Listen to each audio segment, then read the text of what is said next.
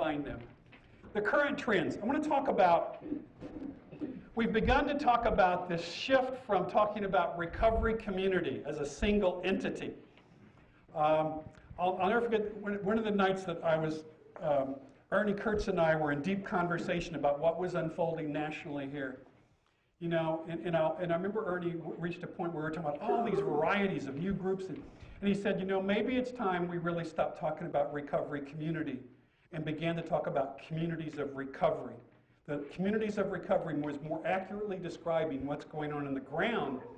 And when we use the term recovery community, we're really talking not about a 12-step community, but all of those diverse communities collectively. And that's a kind of shift historically in consciousness. We're getting the cultural and political awakening across religious, spiritual, and secular frameworks. I'm going to describe hundreds of thousands of people marching in the streets this past month, not as AA members or NA members or moderation management members or any other kind of members, but marching as people in recovery. And that, I mean, that shift in consciousness, that we can have people walking side by side, seeing themselves as this larger concept of people in recovery, is without historical precedent. Very, very significant in terms of what we're going to describe that's going to flow out of that. We're beginning to get new recovery support institutions, and we're going to get all kinds of new cultural development. I'm going to describe a few of these very quickly, and then we're going to give you some visual images of some of this. We are beginning to see the diversification of peer-based recovery support societies.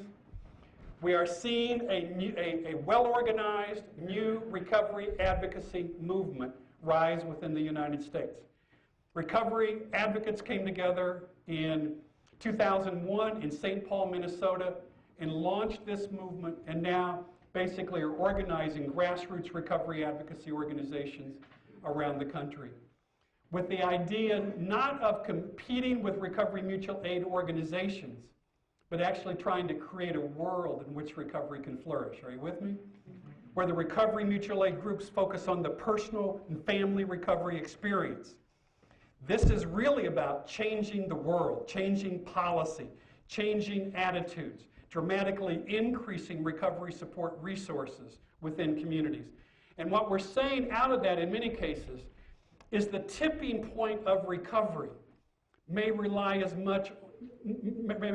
not just on what your personal assets and liabilities are, but the assets and liabilities of that community.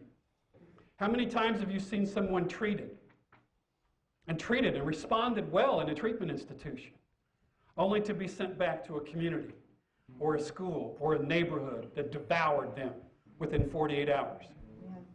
So the new recovery advocacy movement is to say, if we're really concerned about addiction, it's time we took to recovery where addiction